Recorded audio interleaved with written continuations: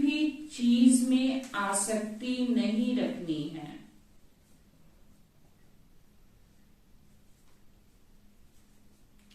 किसी भी चीज में आसक्ति नहीं रखनी है।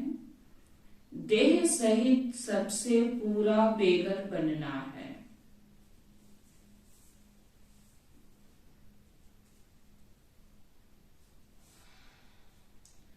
शिवपुरी और विष्णुपुरी को याद करते रहना है।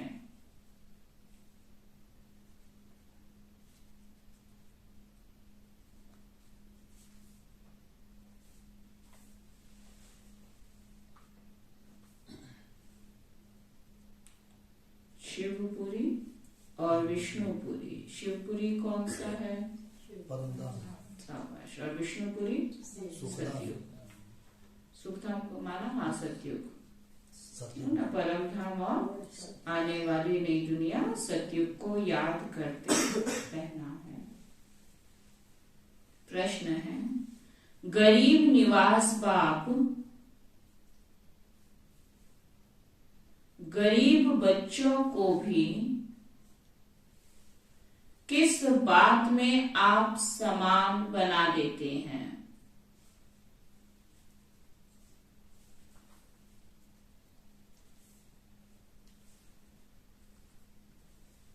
गरीब निवास बाबा क्या करते हैं?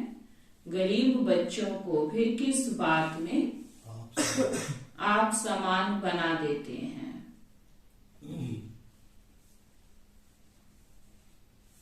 बाबा कहते हैं, जैसे मैं फ्राक दिल हूं। फ्राक दिल माना विशाल दिल वाला हूं। कखपन ले तुम्हें बादशाही देता हूं।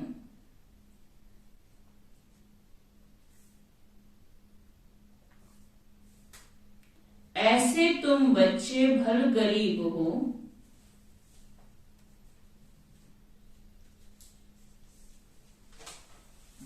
लेकिन फ्राक दिल बनो।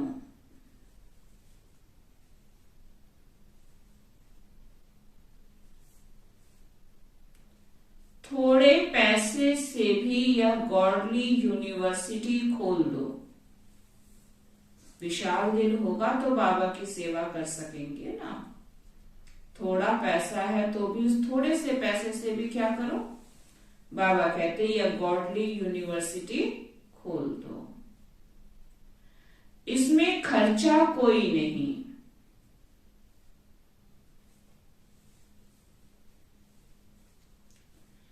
तीन चार ने भी इस यूनिवर्सिटी से अच्छा फल पाया।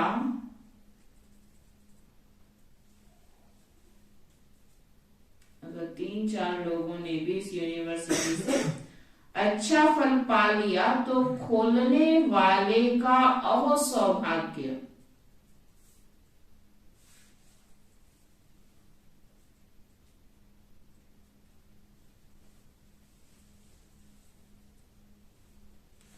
सिर्फ सपूत बनकर रहना।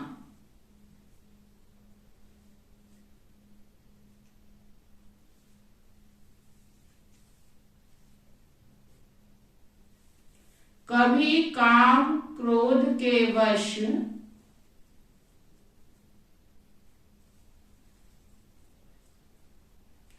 सतगुरु की निंदा नहीं कराना।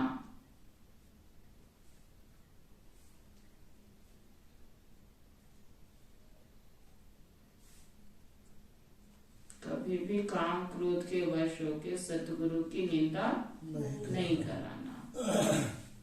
ओम शांति। बाप दादा और मम्मा। मम्माएं 2 होती हैं, दादी और माता। यह तुम्हारी बड़ी माँ है। कौन? परंतु बच्चों को संभालने के लिए फिर निमित्त किसको बनाया बाबा ने? जगत अम्बा निमित्त बनी हुई है। ये ब्रह्मा भी तुम्हारी माँ है, लेकिन संभाल के लिए बाबा ने निमित्त किसको बनाया? मम्मा को। शिव बाबा है बहुरूपी। बहुरूपी क्यों? कभी माँ भी बनेगा, कभी कहेगा मैं दादा हूँ, कल पोतरे बना लिया तुमको तो दादा बन गया, कभी बाप बन जाता, कभी साजन बन जाता, तो कभी बच्चा बन जाता। तो शिव बाबा कहते हैं, शिव बाबा तो कौन है? बहुरूपी है। वह बहुत खेलपाल भी करते हैं। जब सगाई होती है तो भी बाबा कहते हैं सहज करते हैं ना, और जब शादी का समय होता है तो दोनों फटे हुए कपड़े पहनते हैं, तेल लगाते हैं। यह रस्म भी यहाँ की है। क्या कहना चाहता है बाबा? कि सतयुग में बच्चे तुम्हें सब सुख सुविधाएं मिलेंगी, लेकिन अभी तुम कहाँ हो? संगम पर हो। इसलिए फटे कपड़े से अर्थ क्या है? सिंपल जीवन। तो जितना यहाँ सिंपल रहेंगे, कोई आसक्ति नहीं, क्योंकि यहाँ आसक्ति रख के भी कोई फायदा नहीं है। मिलेगा क्या सब कुछ यहाँ? और सतयुग में कोई चीज की कमी ही नहीं होगी जो कभी कोई आसक्ति मन में आए। इसलिए बाबा पक्का करे, इस कलयुग में बच्चे तुम्हें आसक्ति रखनी ही नहीं है। जब मिल ही नहीं सकती है सब चीजें, तो आसक्ति रखेंगे तो दुखी कौन होगा? इसलिए बाबा कहते हैं, और सतयुग में जहाँ हर चीज से हर व्यक्ति भरपूर होगा, तो वहां मन में कभी भी कोई लालच, कोई इच्छा, कोई आसक्ति, ये सब विकार नहीं होंगे। इसलिए बाबा पक्का करा रहे हैं कि तुम बच्चों को भी बाप समझाते हैं कि पूरा बेगर बनना है। कुछ भी नहीं होगा तो सब कुछ मिल जाएगा ना। यहाँ तुम्हारे पास कुछ नहीं है और सतयुग में सब कुछ मिल जाएगा। जो जो इच्छाएं तुम्हारी इस संगम पर है कि स्थूल में भी ये सब चीजें होनी चाहिए, और यहाँ तुम्हारी कर्म के अनुसार तुम्हारे पास नहीं है पीछे के, लेकिन अब बाबा ऐसे कर्म हम बच्चों से करवा लेगा जो आने वाली दुनिया में सब कुछ मिल जाएगा।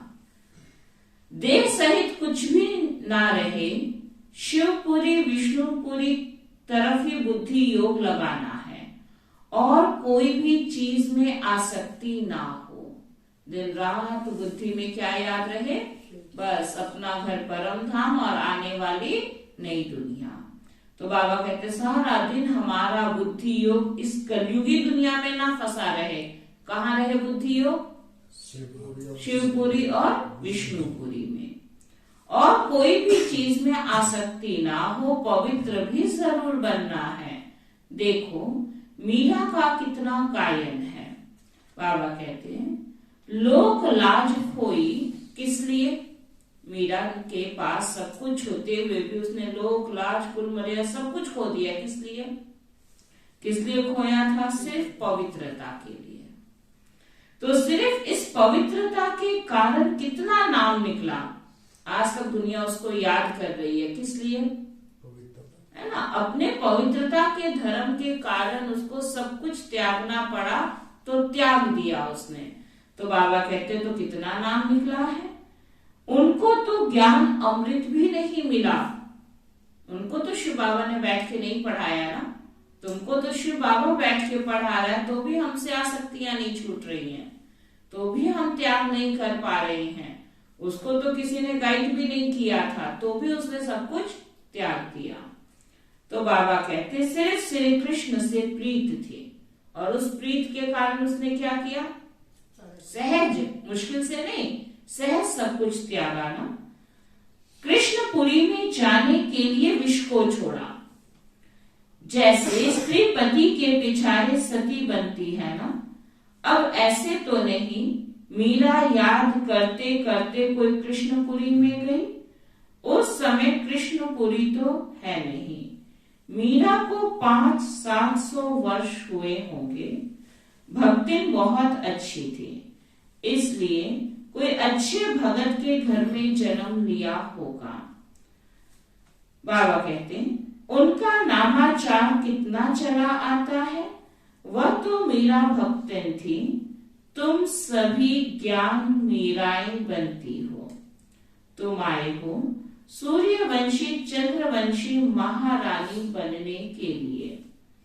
भल पहले अनपढ़ पढ़े के आगे भरी ढोटे हैं, परंतु महारानी तो बनेंगे ना। क्या कहना चाहता है बाबा कि इस जीवन में कितना भी साधारण जीवन क्यों ना हो, परंतु अगर अब अच्छे कर्म कर लिए ना तो वहां पे पद कैसा मिलेगा। तब बाबा कह रहे बच्चे अभी तुम कैसे भी हो, लेकिन अब पुरुषार्थ अच्छे से करना तो तुम्हें भविष्य में बहुत ऊंचा पद मिलेगा। अगर बचपन को भूलकर माना बाबा ने एक बार तो आप सबको अपना बच्चा बना लिया, ये लॉटरी तो मिल गई है, लेकिन इस ज्ञान रूपी अगर बचपन को भूल गए, अपने आप को ज्यादा समझदार समझने लगे, अभिमान के वश आ गए, क्रोध के वश आ गए, या किसी भी विकार के वशीभूत होकर फिर अपने को समझदार समझकर बाप का हाथ साथ छोड़ा ना, तो क्या पद पाओगे। फिर थोड़ी बाबा पकड़ के दोबारा लेकर आएगा। तो वो बाबा समझा रहे हैं कि अगर बचपन को भूल हाथ छोड़ दिया तो फिर कभी नहीं महारानी बनेगी। फिर बाद में अगर ज्ञान समझ में आ भी जाए, फिर पुरुषार्थ करने लग भी जाओगे ना, तो पिछला जो पाप किया उसका इतना बैलेंस सिर पे हो जाएगा जो आगे के पुरुषार्थ को भी वो ढक देगा। क्यों? क्योंकि भगवान का बनकर सतगुरु की निंदा करा दी ना। समझ में आया बाबा क्या कहना चाह रहा है कि अब तो जो हो जैसे हो कोई बात नहीं, बाबा ने तुमको स्वीकार कर लिया, बच्चा बना लिया, तो बच्चे बने हो तो बच्चे बनकर ही रहना। बच्चे बनकर रहना माना, बच्चे बन के रहना माना, बच्चे की क्या निशानी थी? आज्ञाकारी बन के रहना।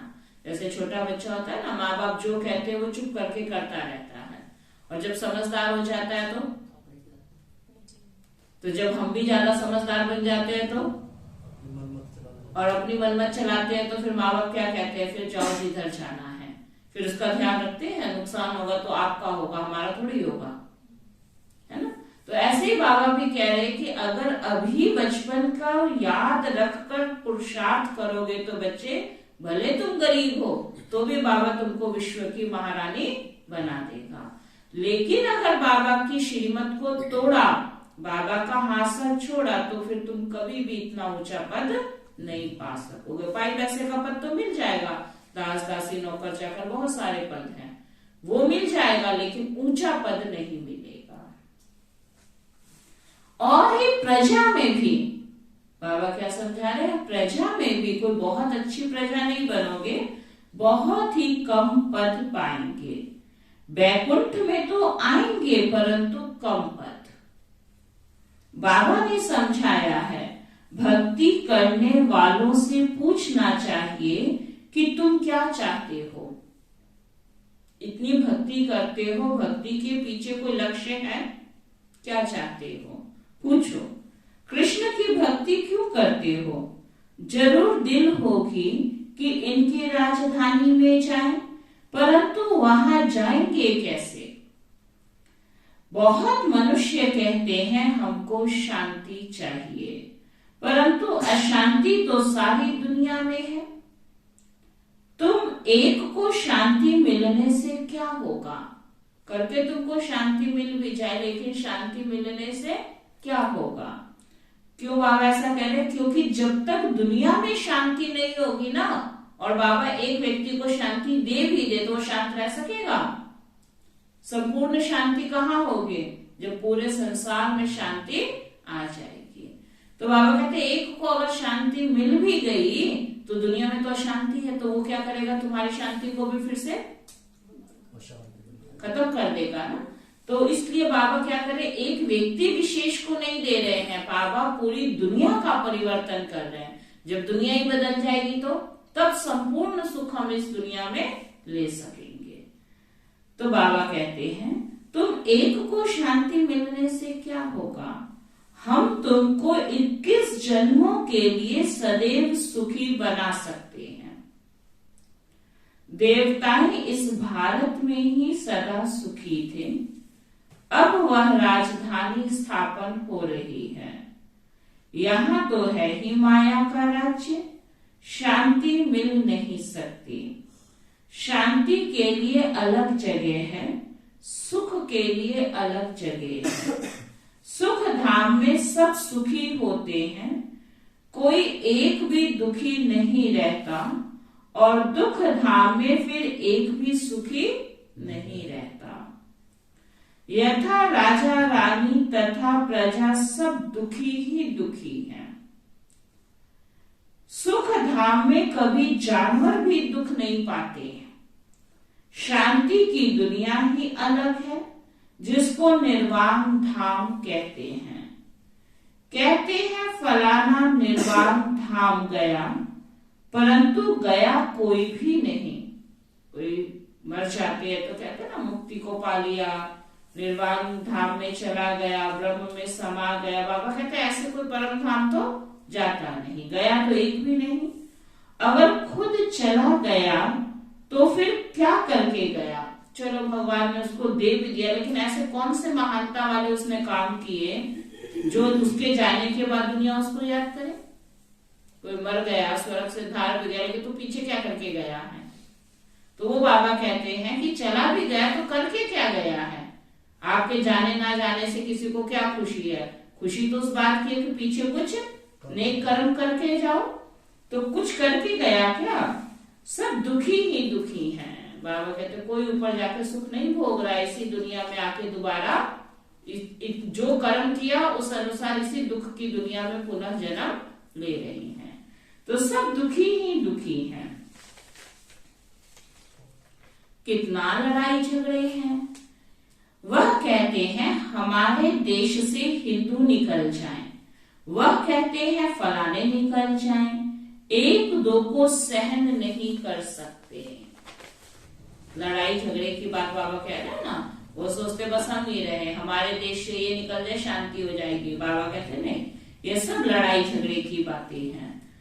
अब बाप भी देखते हैं अनेक धर्म हो गए हैं तो लड़ते रहते हैं, इसलिए सभी देह के धर्मों को निकाल देते हैं। इसलिए बाबा ने सबको कौन सा पाठ पक्का कराया? तुम हिंदू मुस्लिम हो कि तुम आत्मा हो? आत्मा ना हिंदू है ना मुस्लिम है। इसलिए बाबा ने देही ही भुला दिया। जब शरीर ही नहीं है तो आत्मा के ऊपर कोई स्टैंप तो नहीं लगाया ना कि मुसलमानों की आत्मा है कि सिख की आत्मा है। ये हिंदू है या मुस्लिम में पहचान कैसे होती है? जब शरीर धारण करते हो। जब शरीर से निकल गई आत्मा तो आत्मा के ऊपर स्टैंप लगी हुई है कि मुसलमानों की है कि सिखों की है। अब मुस्लिम की आत्मा कोई हिंदुओं के घर में जन्म ले ले तो क्या होगा? वो अपने को मुस्लिम कहलाएगी? क्या बन जाएगी वो? उसको किसकी पूजा करनी पड़ेगी? हिंदू धर्म की जो रीति रस्म है उसको अपनाना पड़ेगा। इसलिए बाबा कहते हैं जीते जी ही बाबा क्या करवा रहे हैं? पहले ये देह ही भूल जाओ। देह भूले तो देह के सब संबंध खत्म हो गए।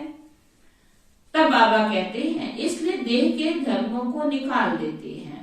बाप कहते हैं जो भी धर्म वाले हैं सबको हम देह के धर्मों से निकाल देंगे। सतयुग में सिर्फ एक ही धर्म है। कौन सा धर्म? कौन सा धर्म? कौन सा धर्म? ये भी नहीं पता। एक ही धर्म है, देवता धर्म, आदि सनातन देवी देवता धर्म।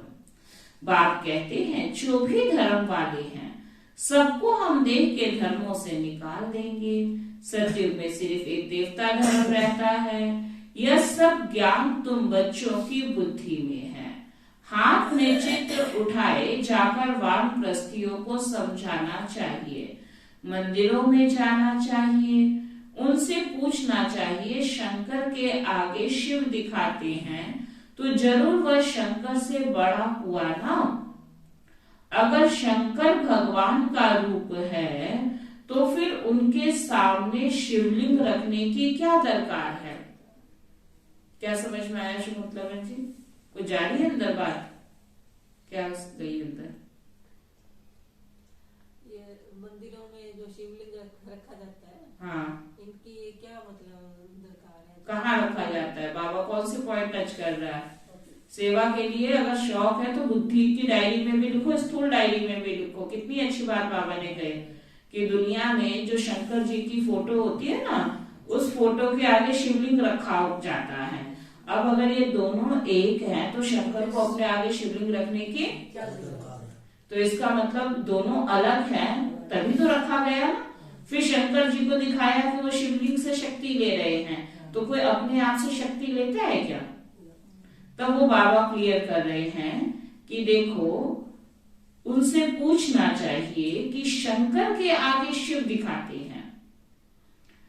अब बाबा कहते हैं तो जरूर वह शंकर से बड़ा हुआ, जो अपने से ऊंचे होते हैं उन्हीं से लिया जाता है, अपने से छोटों से थोड़ी वो शक्ति लेगा। वो तपस्या कर रहा है, कौन? शंकर बैठा ध्यान साधना में बैठा है, तपस्या कर रहा है। किसकी तपस्या कर रहा है? तो आगे शिवलिंग दिखा दिया, माना वो भी शिव जी से शक्ति ले रहा है, तो एक कैसे हो गए? तो बाबा कहते हैं तो वह बड़ा कैसे हुआ?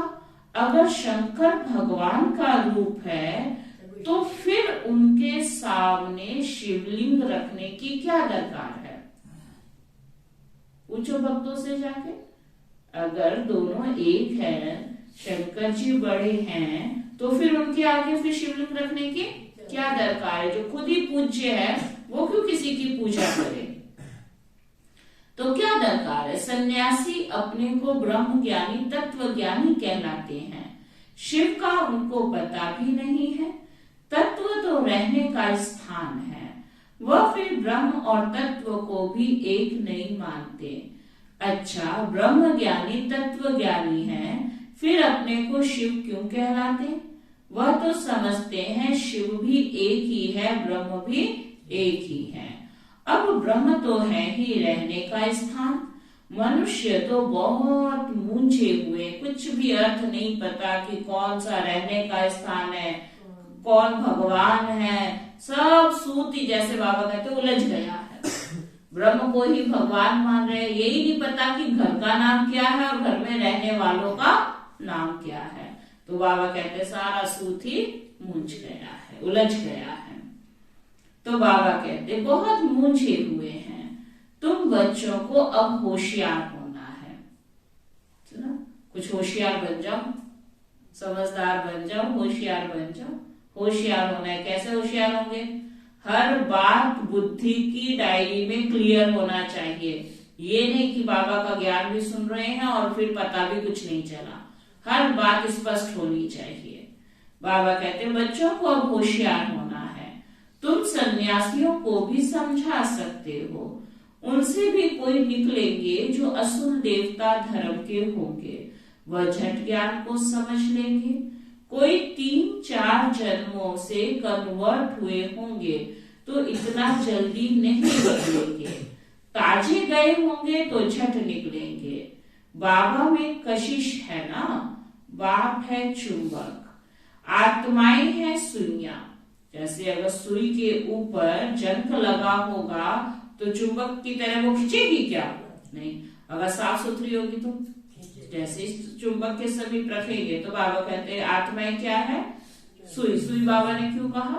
क्योंकि अगर साफ सुथरी पवित्र आत्मा होंगी, देवता घराने की आत्मा होंगी, तो बाबा का ज्ञान अच्छा लगेगा, हर बात यहाँ की सहज बुद्धि में चली जाएगी। और अगर नहीं होगा तो अपन की आत्मा या कलयुग की आत्मा है तो कितना भी उनको समझाओ उनके समझ में ही नहीं आएगा। तो बाबा कहते हैं आत्माएं सुई है ना। अब अगर सुई पर ही कट जंग चढ़ी हुई है तो कट वाली सुई ऊपर कैसे जाए? पंख टूटे हुए हैं ना। अब कट वाली चीज को फिर क्या करते हैं? कोई जंग लगी हो चीज तो उसको क्या करते हैं? मिट्टी के तेल में डाला जाता है। तो बाबा भी इस ज्ञान अमृत से सबकी कट निकालते हैं, डाल के रखते हैं ना, तो क्या होता है? उसका जंग साफ हो जाता है। ऐसे हमारी आत्मा में जो अपवित्रता आ गई, जंग लग गई है, तो क्या करना पड़ेगा? ये ज्ञान के अमृत में बाबा डाल के हमारी आत्मा के जंग को साफ करते हैं, फिर हम सच्चा सोना बन जाएंगे। तुम अभी पत्थर नाथ से पारस नाथ बनते हो, भारत पारसपुरी था, अब देखो सोने का दाम कितना चढ़ गया है, फिर वहां बहुत सस्ता हो जाएगा। तो भारत जो अब पत्थर पुरी बना है वह फिर पारसपुरी बनेगा। हमारी बुद्धि में यह सारा चक्र फिरता रहता है, सारा दिन चक्र बुद्धि में फिरेगा, तब ही चक्रवर्ती राजा रानी बनेंगे। दुनिया में इन बातों को कोई भी नहीं जानते हैं। तुम जानते हो, सतयुग में जो राज्य करते हैं उन्हों के 84 जन्म होते हैं। फिर त्रेता वालों के जरूर जन्म कम होंगे। कहाँ 84 जन्म, कहाँ फिर 84 लाख कह देते हैं। फिर तो कल्प भी इतना लंबा होना चाहिए। जब 84 जन्म में 5000 वर्ष लग गए और 84 लाख जन्म लेंगे तो कितना लंबा टाइम पीरियड देना पड़ेगा। ऐसी थोड़ी जन्म ले लेंगे, फिर तो तुम जन्म लेते रहो, मरते रहो, आज जन्म लो कल मर जाओ, आज जन्म लो कल मर जाओ, तो भी 5000 वर्ष में 84 लाख नहीं बनेंगे, बन जाएंगे। फिर तो उम्र कुछ नहीं बची। नेचुरल है कि जितना आप उम्र को छोटा करेंगे उतने जन्म बढ़ेंगे। जितना आप थोड़ा जन्म लेंगे उतना उम्र आपकी लंबी होगी। तो जीवन जीने में किसमें मजा है? आज जन्म लो और 10 मिनट बाद मर जाओ, वो वाला जन्म ठीक रहेगा, या एक बार जीवन लेके अच्छे से उसका सुख भोगा जाए वो ठीक है। तो अगर 84 लाख जन्म लेना है तो 5000 वर्ष में अगर हिसाब निकाले तो कितनी देर के लिए व्यक्ति जिएगा? है ना? मिनट सेकंड के लिए भी शायद थोड़ा पड़ जाए, तो या तो टाइम पीरियड बढ़ाना पड़े। तो ये दुनिया समझती नहीं है ना कि क्या बोल रहे हैं और क्या सही है क्या गलत है। फिर तो कल्प भी बहुत लंबा होना चाहिए। तो इतने जन्म हो, यह सब गपोड़े हैं। हमेशा पहले तो चित्र सामने दे देना चाहिए। पैसा तो तुम कभी नहीं मांगना, तुम्हारा काम है उनको देना। कुछ भी उनको देना होगा तो आप ही देंगे। बाबा कह रहे जो चित्र आदि है ना, चित्रों में खर्चा तो होता है ना, तो जो समझदार व्यक्ति होगा वो खुद ही सोचेगा कि कोई चीज अगर बनाई है तो इस पे खर्चा तो आया होगा। जब खर्चा आया तो वो आप ही दे देगा, क्योंकि पहले तो जब सेवाओं का था तो इस तरह के चित्र भी किसी ने नहीं देखे थे। तो बाबा कहते थे जगह जगह चित्र बना के लगा दो, तो बाबा कहते हैं आप ही दे देगा। कोई दाम पूछे तो बोलो बाबा तो गरीब निवास है। कुछ भी उनको देना होगा ना तो आप ही दे देगा। बाबा कहते हैं गरीबों के लिए फ्री बांटा जाता है। अब ये पर्चे हैं, पर्चे पे देखो कितने सुंदर चित्र बने हुए होते हैं। किसी की बुद्धि का ताला खुलना हो तो उसको पढ़ के भी खुल जाता है। ऐसे चित्र देख के भी लोगों को अट्रैक्शन होते है, कैसे चित्र है। तो बाबा कहते हैं बाकी साहूकार जितना देंगे, अब ये भी नहीं बाबा कह रहे हैं कि अगर वो दे तो मत लो। अगर कोई धन देता है तो क्या करो, कोई साहूकार जितना देंगे तो उतना हम और छपा देंगे। अगर कोई सेवा के लिए सहयोग अपना देता है तो तुम्हारी विश्व की सेवा में चला जाएगा। अगर तुमने दिया तो उससे हम और पर्चे छपा देंगे, जिससे औरों का भी कल्याण हो जाएगा, तो और ही छपाएंगे। पैसा कोई हम अपने काम में थोड़ी लगाते हैं। जो मिलता है जनता की सेवा में काम में लगाया जाता है। साहूकार ही तो धर्मशाला आदि बनाएंगे। यहाँ गरीब भी सेंटर बना सकते हैं, इसमें खर्चा कुछ भी नहीं है। समझो कहते हैं कि हम सेंटर खोलें अथवा यह गॉडली यूनिवर्सिटी खोलो। अगर आपके घर में थोड़ी सी भी जगह है और आपको सेवा का शौक होगा तो क्या ऑफर करेंगे कि हमारे पास बाबा थोड़ी सी जगह है, क्या इसमें हम ये गॉडली यूनिवर्सिटी खोलें। ऐसी गॉडली यूनिवर्सिटी से 3-4 ने भी अच्छा फल पा लिया। माना किसी को बाबा का ज्ञान समझ में आ गया, लेकिन निमित्त आप बने, 3-4 ने भी अच्छा फल पा लिया तो भी और सौभाग्य। लेकिन स्थानीय आपने नहीं दिया, उसकी तो ज्योति जगनी है तो कहीं भी जग जाएगी। लेकिन अगर आप निमित्त बने तो पुण्य कौन खा लेगा? जो निमित्त बनेगा। तो बाबा कहते हैं तो भी अहो सौभाग्य उन खोलने वालों का जिसने स्थान दिया और जहां से उन आत्माओं का कल्याण हुआ। इसमें विशाल दिल होना चाहिए, फ्राक दिल। ये नहीं हाँ आप चाहते तो है, दिल भी तो होना। इसलिए आज बाबा ने क्या कहा, गरीबी अमीरी का यहाँ सवाल नहीं है, यहाँ सवाल किस बात का है कि आपका दिल कितना विशाल है। इसमें फ्राक दिल होना चाहिए। बाबा देखो कितना फ्राक दिल है, कखपन लेकर बादशाही दे देते हैं। सपूत बच्चे ही बाबा की सर्विस कर सकते हैं। कपूत क्या करेंगे, कपूत को थोड़े ही बाप वर्षा देंगे। तुमको सतगुरु का शो करना है, काम अथवा क्रोध में आए तो गोया सतगुरु की निंदा कराई, फिर पद पा नहीं सकेंगे। बहुत संभाल करनी चाहिए, अपनी संभाल रखो कि कहीं हमसे कोई ऐसा काम ना हो जाए जो इतना ऊंचा चढ़ के नीचे गिर जाए। बाप कहते हैं विष का वर्षा तो बाप से पति से लेते आए हो, अब तो पारलौकिक बाप पति अमृत का वर्षा तुमको देते हैं। तुम सभी धर्म वालों को रचयिता और रचना की नॉलेज बता सकते हो। वह रचयिता तो रहते हैं ही कहाँ पर, शांति धाम में। उनको याद करने से तुम शांति का वर्षा ले सकते हो। वर्षा लेते लेते विक्रम विनाश हो जाएंगे और तुम उनके पास चले जाएंगे। यह ज्ञान सभी धर्म वालों के लिए है। यह है बिल्कुल नई बात।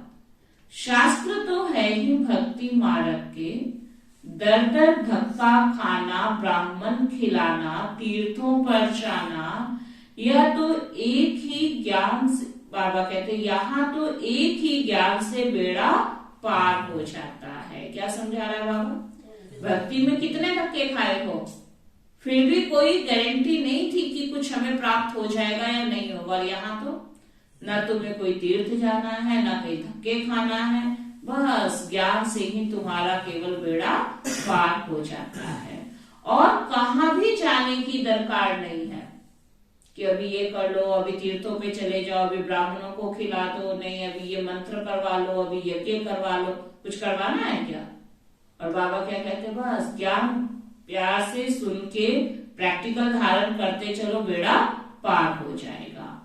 तो मीठे मीठे बच्चे, कुछ अंदर जा रही है बात, मीठे मीठे बच्चे, अब क्या करो मीठे बच्चे, अब तुम स्वर्ग में चलते हो। जो विष पीने वाले हैं वह विघन तो जरूर डालेंगे, क्योंकि सारी दुनिया धुंधकारी है। जैसे धुंध होता है ना, तो सब कुछ सामने है और दिखाई कुछ भी नहीं देता है। ऐसे बाबा कहते हैं सब कुछ पता होते हुए भी आंखें बंद है, कुछ नहीं दिखाई दे रहा है। अधिक धुंध में हम जाते हैं तो क्या होता है, सामने ही रास्ता है फिर भी गिर जाते हैं। क्यों गिर गए? दिखता नहीं है ना। ऐसे ही बाबा कहते हैं इस दुनिया में सब आने वाली दुनिया सामने है, लेकिन धुंधकारी होने के कारण कुछ भी दिखाई नहीं देता। देखो भारत में पवित्रता नहीं है तो धक्के खाते रहते हैं, हंगामे हैं, स्ट्राइक करते रहते हैं, गवर्नमेंट का नाक में दम चढ़ा देते हैं। गवर्नमेंट साफ कह देती है कि इतना खर्चा हम लाए कहां से, तो वह कहते हैं तुम लोग मौज उड़ाते हो, धन इकट्ठा करते रहते हो, हमने क्या गुनाह किया है? हमको भी तनख्वाह चाहिए, स्ट्राइक कर देते हैं तो धंधा भी ठहर जाता है। यह सब होना ही है। एक दूसरे के ऊपर ही दोष करते रहेंगे और नुकसान भी खुद ही भर रहे हैं ना। मान लो अगर गवर्नमेंट को नुकसान पहुंचाए या वो हम पे नुकसान करे तो तकलीफ तो दोनों तरफ से किसको होना है? तो इसलिए बाबा कहते हैं यह सब तो होगा। क्यों? क्योंकि ये कौन सी दुनिया है? अशांति की दुनिया है, हंगामे की दुनिया है, इसलिए यहाँ शांति तो हो नहीं सकती। तो बाबा कहते हैं कहाँ सब्जी नहीं मिलेगी तो कहाँ दूध नहीं मिलेगा, जहां तहां खिटपिट होती रहेगी। कभी कोई चीज महंगी हो जाएगी, कभी कोई चीज। अब जो चीज महंगी होगी तो फिर क्या होगा? तो वो बाबा कह रहे खिटपिट तो यहाँ होती रहेगी। यह सब हंगामा होकर फिर शांति हो जाएगी। क्योंकि जो आने वाली दुनिया है वहां पे दूध भी होगा, फल भी होगा, सब्जी भी होगी, चीज भी होगी, वस्तुएं भी होगी। कोई किसी प्रकार का ना गवर्नमेंट को दोष मिलना है ना पब्लिक को। तो बाबा कहते वहां फिर शांति हो जाएगी। विनाश का और विष्णुपुरी का साक्षात्कार तो अर्जुन को भी कराया था ना, तुमको भी अभी हो रहा है। देखो कहाँ बरसात नहीं पड़ती है तो भी यज्ञ रचते हैं, कहाँ बहुत अशांति होती है तो पीस के लिए यज्ञ रचते हैं। परंतु पीसफुल तो एक ही भगवान है, वह जब आए तो शांति का दान देवे। देने वाला तो एक ही है ना। देखो तुम कितने लाडले बच्चे हो, बहुत जन्मों के बाद अंत में आकर मिले हो, तो अब पूरा सौभाग्य लो ना। इतनी मुश्किल से बाबा के बच्चे बने हो तो ये नहीं कि थोड़ा बहुत हमारे भाग्य में आ जाए, पूरा सौभाग्य लो ना। बच्चों को क्या कहा जाता है, जो बहुत लाडला बच्चा होता है ना उसको टोल पुटर था, बहुत मीठा बच्चा कहते हैं। मिठाई खिलाई जाती है, वह होती है जिस्मानी मिठाई, है ना। बाप भी अपने लाडले बच्चे को क्या करेगा, कुछ अच्छी अच्छी चीजें खरीद के खिलाएगा ना, मिठाई खिलाएगा। अब यहाँ बाबा तुम्हें कौन सी मिठाई खिलाते हैं, स्थूल मिठाई की बात तो नहीं है ना। ये भी बाप तुम्हें बहुत मीठे बच्चे इसलिए तुम्हें रूहानी मिठाई खिलाते हैं, जो रूहानी बाप ही देते हैं। देही अभिमानी हो रहना है, मंजिल बहुत भारी है।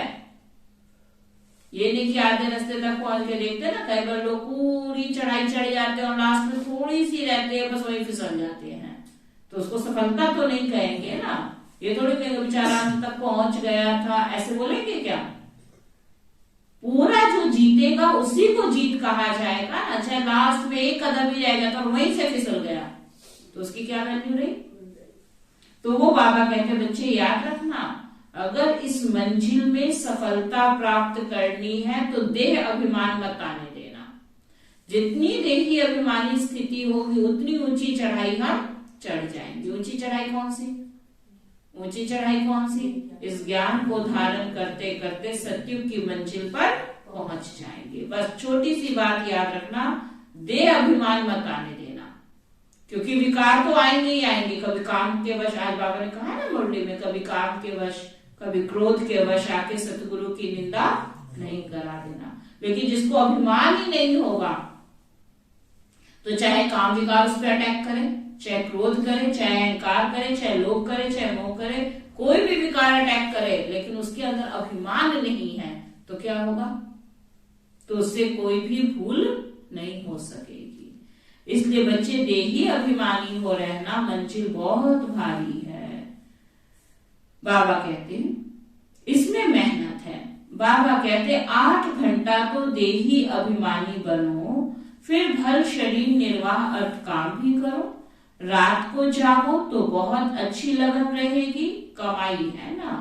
हे नींद को जीतने वाले बच्चे, मुझ बाप को श्वासों श्वास याद करो, विचार सागर मंथन करो।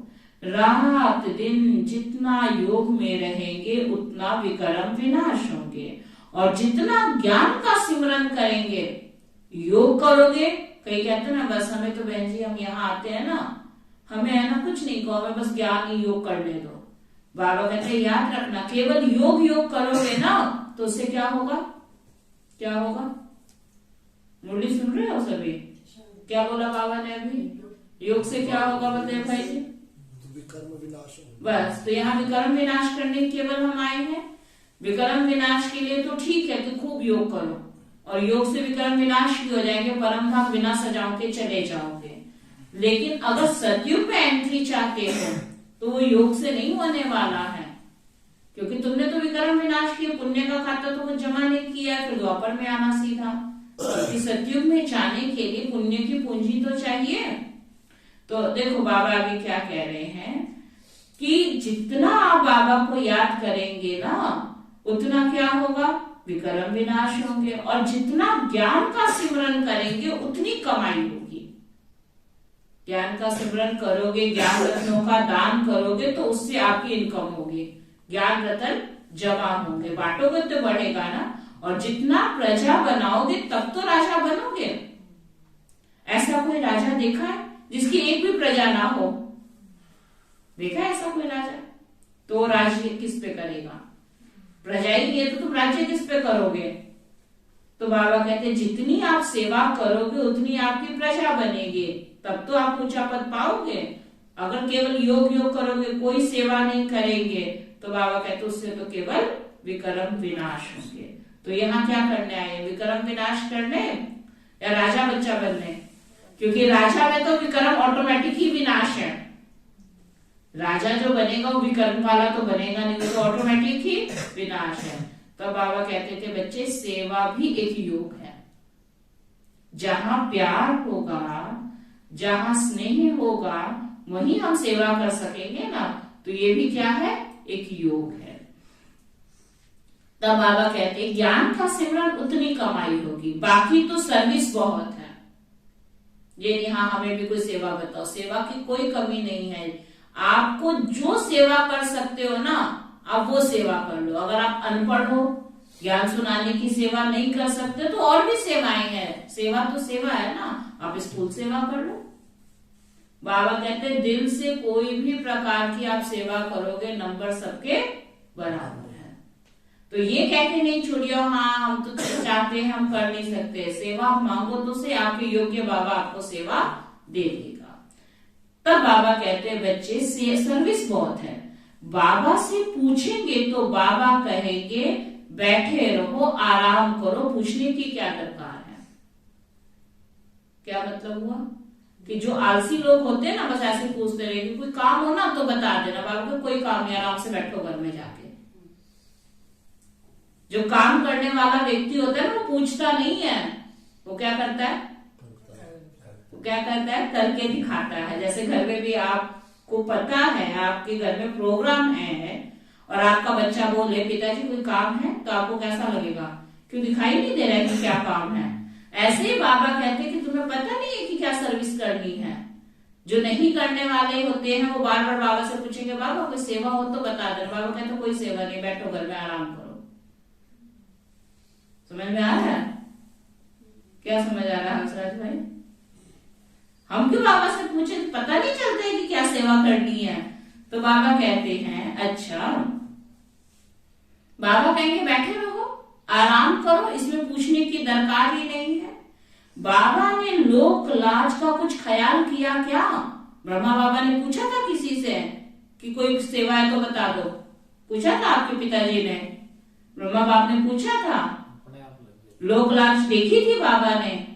तो बाबा कहते हैं ब्रह्मा बाप ने कोई पूछा था क्या? लोक लाज देखा था क्या? कुछ नहीं देखा था ना। तो पूछने की दरकार, अरे बादशाही मिलती है तो इनको मारो ठोकर। ब्रह्मा बाप ने क्या किया? इतना ऊंचा पद बाबा दे रहा है, बादशाही मिलेगी, मारो इनको ठोकर। किसको? जो स्थूल सब कारोबार था बाबा ने सबका त्याग किया। किस आधार पे? प्राप्ति को दिखाना। बाकी हाँ, हर एक का अपना अपना पाठ है, अगर नहीं फॉलो करते अपना अपना सबका पाठ है।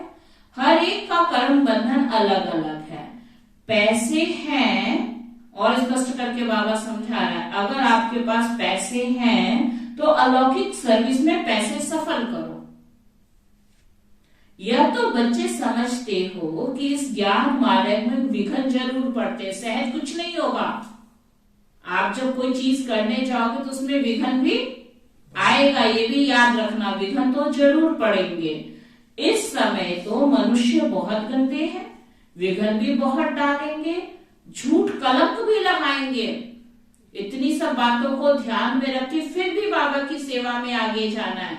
झूठ भी बोल देंगे, कलंक भी लगाएंगे, लेकिन इन बातों से डर के घर में बैठ जाना। ये कहा होगा बाबा ने? ये कहा होगा बाबा ने कपिल भाई? जब सेवा में चले हो तो आप में झूठे कलंक भी लग जाएंगे, क्योंकि ये दुनिया बहुत गंदी है। लेकिन बच्चे विघ्न भी आएंगे, लेकिन इन बातों से डरना नहीं है, क्योंकि सत्य है ना, और सत्य को किस बात का डर है? इसलिए डरना नहीं। कुछ भी हो, बहुत बातें आ जाएंगी, कुछ भी हो, लेकिन घबराना नहीं चाहिए। 5000 वर्ष पहले भी कलंक लगे थे, अब भी लगेंगे। झूठी झूठी बनावटी बातें भी करेंगे, जो बात हुई ही नहीं है, लेकिन फिर भी दुनिया क्या करेगी? झूठी झूठी बनावटी, वो सब झूठ है, वो भी बातें होंगी। किसको रिस्पॉन्ड ठीक नहीं मिला तो हंगामा भी करेंगे। मान लो कोई यहाँ आए और उसको ठीक रिस्पॉन्ड नहीं मिला तो क्या कहेंगे?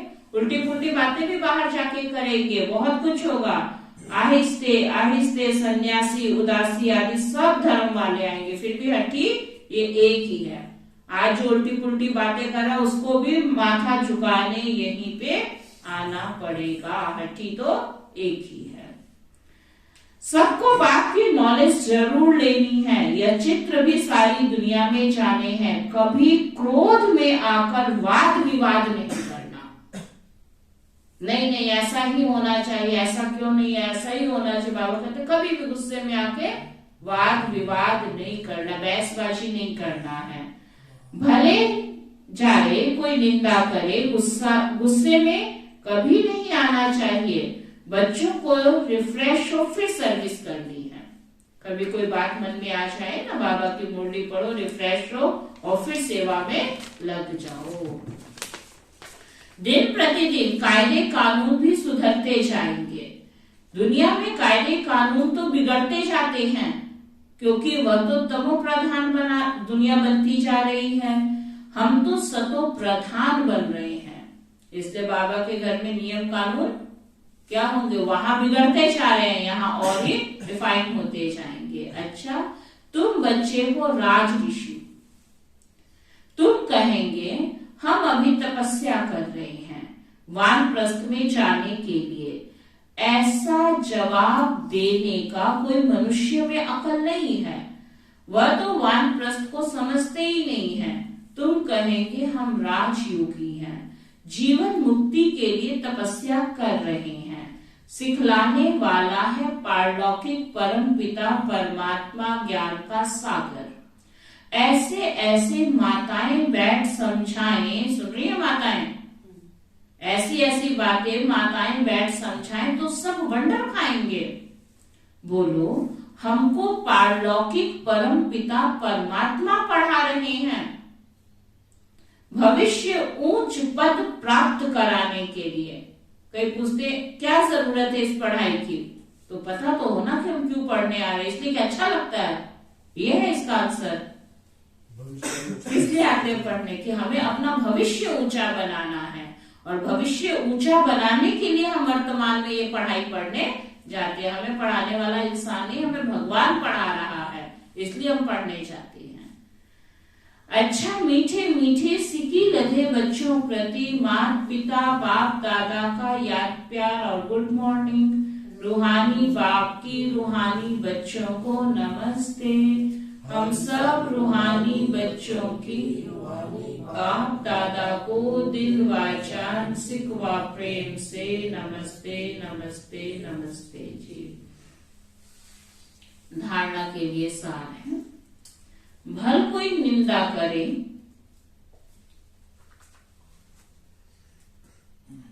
हमें गुस्से में नहीं आना है।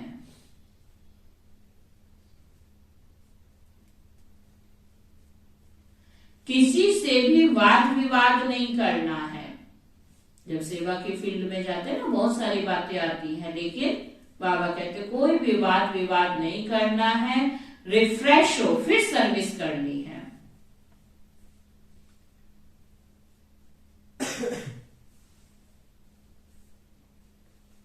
नींद को जीतने वाला बनना है।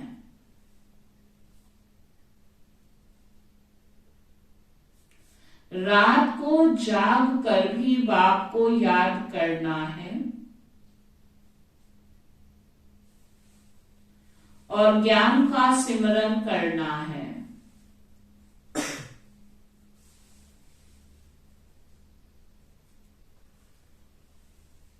देही अभिमानी रहने की प्रैक्टिस करनी है।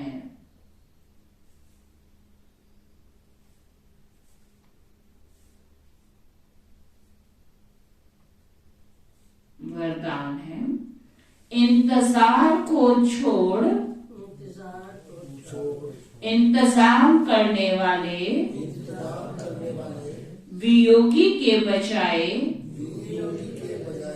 सहयोगी सो सहज योगी भव। इंतजार को छोड़ इंतजाम करने वाले वियोगी के बजाय सहयोगी सो सहज योगी भव। ना बाबा क्या कह रहे हैं, इंतजार नहीं करो लेकिन अभी अपना इंतजाम करो। इंतजार को छोड़ क्या करो, इंतजाम करने वाले वियोगी के बजाय सहयोगी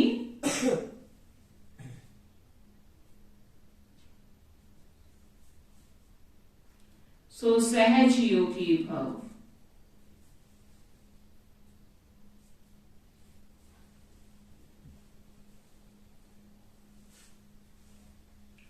कई बच्चे इंतजार करते हैं कि यह छोड़े तो छूटे, यह टकराव छोड़े तो छूटे, लेकिन ऐसा नहीं होता।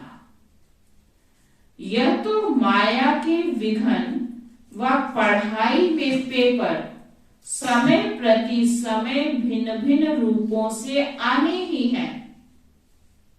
जब आप पढ़ाई पढ़ रहे हो और आप सोचो बस इस बार तो मैं पेपर दे देता हूं लेकिन अगली क्लास में मैंने एग्जाम नहीं देना है, तो चलेगा? कोई बात नहीं, इस बार तो मैं औखे सौखे पढ़ाई कर लेता हूं, मंजूर है, लेकिन याद रखना अगली क्लास में मैंने एग्जाम नहीं देना है, तो चलेगा? अगर आप एग्जाम नहीं देंगे तो बैठे रहो फिर उसी क्लास में। फिर ये भी याद रख लो, अगर 5वीं में हो तो 5वीं में बैठे रहना, एग्जाम जब दोगे तभी 6ठी क्लास में आएंगे। और अगर कोई व्यक्ति का मैंने देना ही नहीं एग्जाम तो बैठा रहे सारी उम्र उसी क्लास में। जैसे जिस दिन एग्जाम दे दिया उसी दिन अगली क्लास में पहुंच जाएगा। तो बिना पेपर दिए कोई आगे बढ़ा है क्या? अगली क्लास में कभी डाला है किसी को? पेपर तो देना ही पड़ेगा। तो ऐसे बाबा कहते हैं कि माया भी क्या करेगी, भिन्न भिन्न रूपों से आएगी।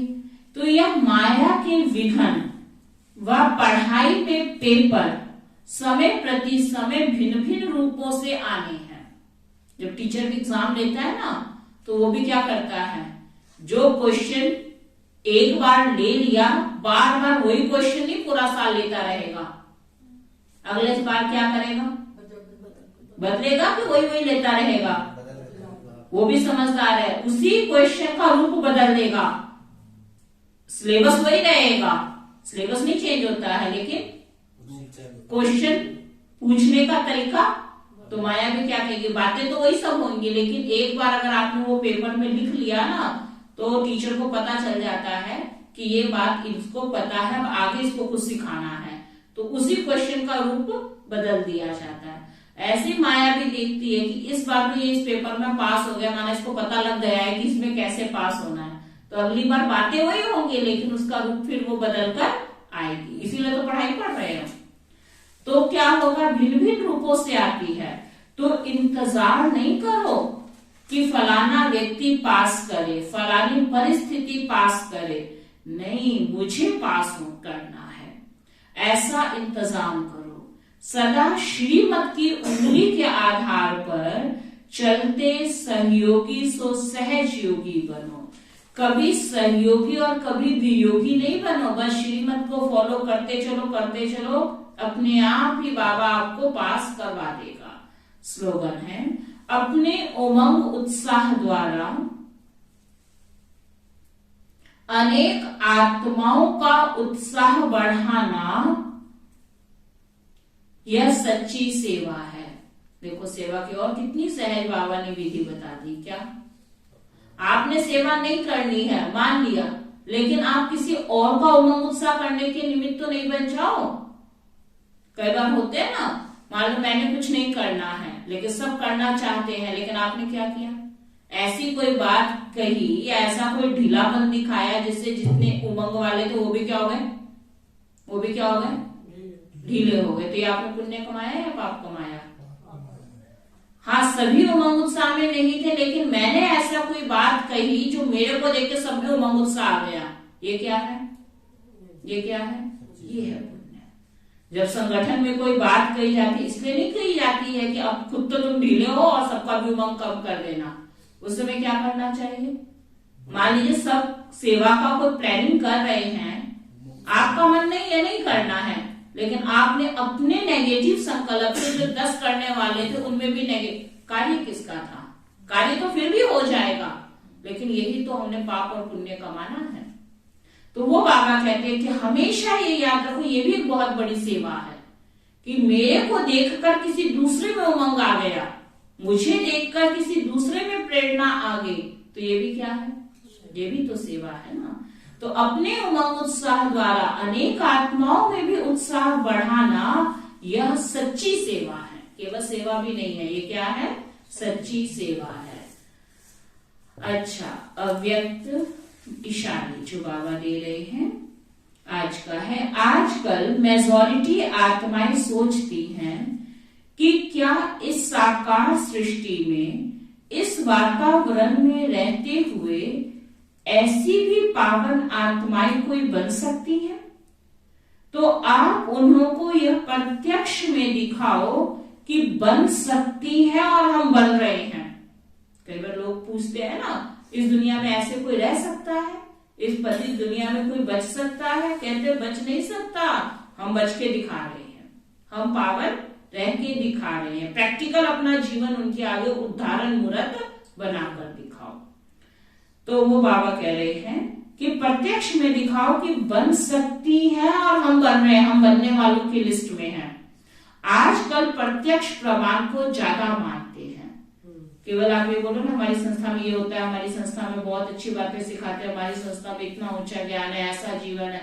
वो कहेंगे तुम्हारा भाषण नहीं सुन रहे, तुम्हारा कैसा जीवन है वो हमें दिखा दो। अगर केवल आप अपने संस्था की महिमा को लोग स्वीकार करेंगे, वहां क्या हो रहा है वो आपके जीवन से दिखाई देना चाहिए, वर्णन करने की आवश्यकता नहीं है। तो आजकल प्रत्यक्ष प्रमाण को ज्यादा मानते हैं, सुनने से भी ज्यादा वो देखना चाहते हैं। तो चारों ओर हर एक बच्चा बाप समान प्रत्यक्ष प्रमाण बन जाए तो मानने और जानने में मेहनत नहीं लगेगी और बाप प्रत्यक्ष हो जाएगा। फिर उनको स्वीकार करने में मुश्किल नहीं होगा। क्यों? क्योंकि वो जो बातें आप उनको बोल रहे हो ना, कि वहां ये होता है, वहां ये होता है, वहां ये होता है, ये बताने की जरूरत नहीं है। वो वहां क्या होता है वो आपके जीवन से दिखाई दे, तो उनको मानना ही पड़ेगा। क्यों? क्योंकि जो आंखों से देखा जाता है उसको प्रैक्टिकल में लोग जल्दी स्वीकार कर लेते हैं। सुना? तो हमसे दुनिया क्या चाहती है। ओम शांति।